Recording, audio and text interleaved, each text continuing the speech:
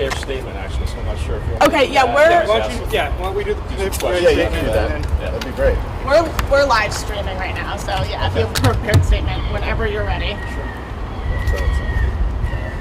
Well, obviously, we're here this morning to talk about the report that came out yesterday after an external review of the department's response to a single night of protesting that occurred from about 7 p.m. on June 1st till about 1:30 in the morning on June 2nd of last year. So that was a case in which several mutual aid agencies were responding to the city to assist.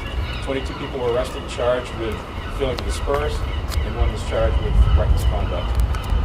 About 8 days later, after an expedited review here in the department, we provided a presentation and timeline of that incident and our response to the City Council. In the weeks that followed, and as our internal reviews of the incident continued, the Council voted to request this external independent review, and we now have those results. To go back, like many other areas around the country, the city experienced a series of protests in the wake of the George Floyd murder in May of last year. Most came about with little planning other than social media posts inviting people here into the city. Although attempts were made during that time by our department, we had little luck in actually communicating with most organizers of these events, including the one on June 1st. As noted in the report, policing large crowds can be very difficult even under the best of circumstances. Although many of our protesters were peaceful, others aggressed against our officers by jumping on cruisers, trying to break windows, and throwing bricks and water bottles, some filled with urine, while others engaged in acts of vandalism and commercial burglaries right here in the downtown area. I'm actually extremely glad that it was noted in the report that the Portland Police Department works hard to not only protect the public, the city, and its officers, but also to facilitate and protect the First Amendment rights of peaceful protesters. The report referred to this strategy as one of facilitation and recognized that it differed greatly from other responses around the country. In fact, our crowd control and management policy implemented in the wake of these protests reads in part that it's a policy of the Portland Police Department to uphold the constitutional rights of free speech and peaceful assembly while using the minimum amount of authority required to address a crowd management or crowd control issue. Department personnel will work to maintain order, enhance public safety, and enforce the law, seeking to prevent injuries, loss of life, property damage, and major community disruption, all while protecting the privacy and associated rights of any person or group to peacefully assemble and protest here in the city. As noted in the report, this strategy has been shown to reduce conflict and violence, benefiting overall public safety, officer safety, and police community relations.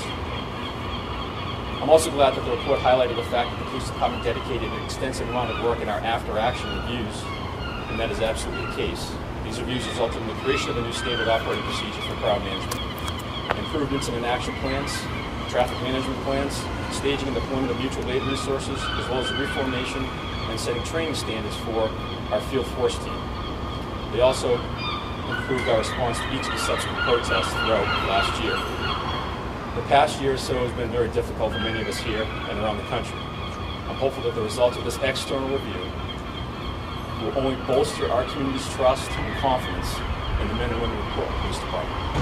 I have the benefit of knowing them, of working alongside them, and I was last year and remain today extremely proud of the way our staff faced some unprecedented challenges and circumstances with discipline, restraint, and professionalism.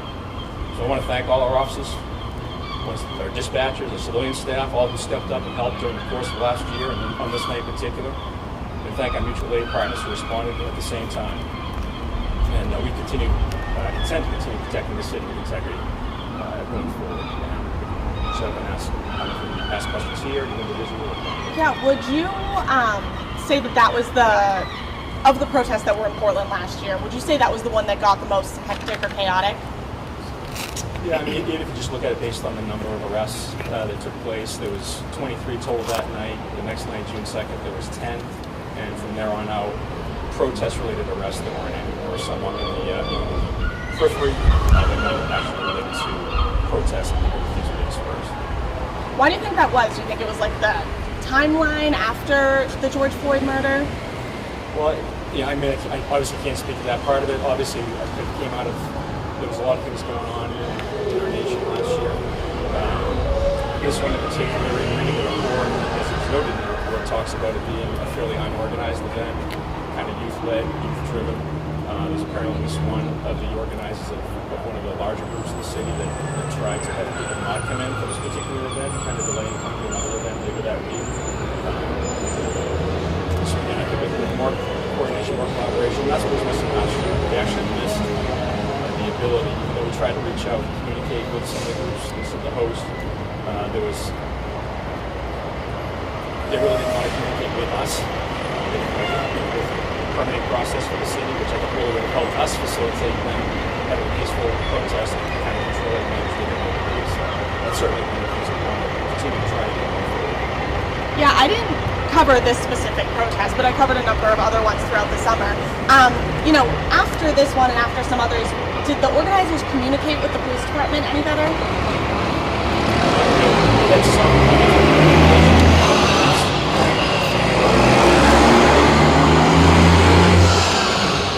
not really, and that was the frustration. So I think the more that we can be on the same page prior to the event actually kicking off, again, the easier it's going to be for us to help them have a safe protest for the protesters and for the rest of the community. Were you surprised by these findings? Were you surprised by the findings of the external report? No surprise. What?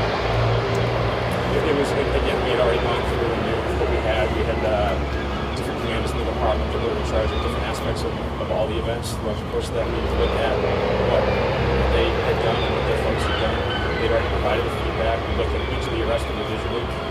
Our internal affairs division had actually looked at each individual arrest, each individual use of force. So again, there was nothing that was actually that came out of the report that was a surprise, quite frankly, whatsoever. It was anticipated, but again, I think the process and just the dynamic that we had in the city and in our community and our country last year speaks to the fact that having this external review done and be able to be made public to the community will help, again, bring some benefits where the community can actually have the confidence and have the trust in this department that we are doing and trying to do the right thing all the time. Yeah, you touched on that in your statement as well. Do you think that this report is going to instill that trust from the community?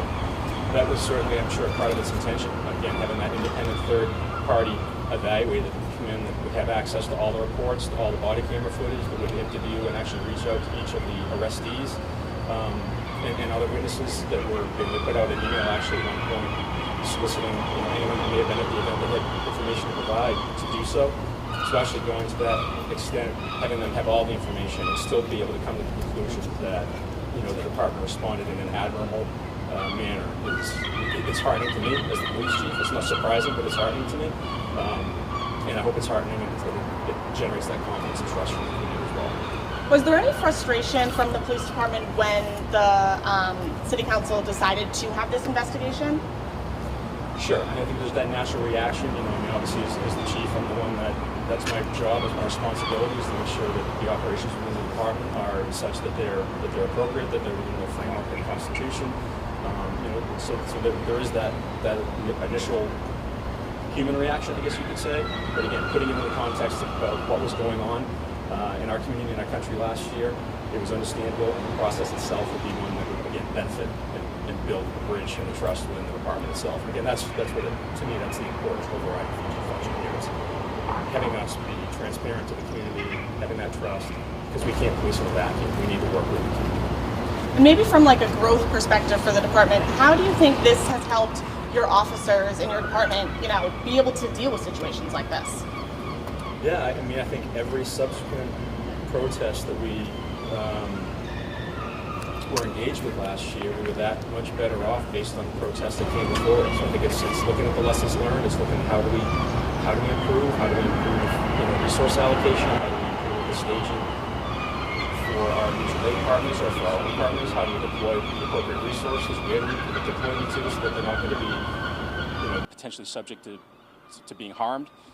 So there was a lot of things, there was a lot of takeaways for that throughout the course of the protest last year. Was this the first protest after George Floyd's murder in Portland? No, this was, it was Friday, Saturday, Sunday. This was Monday night, so this was like the 4th. Yeah. Cool. Thank you so much. Yeah.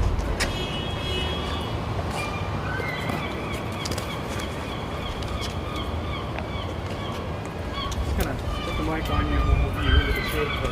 Oh, you do.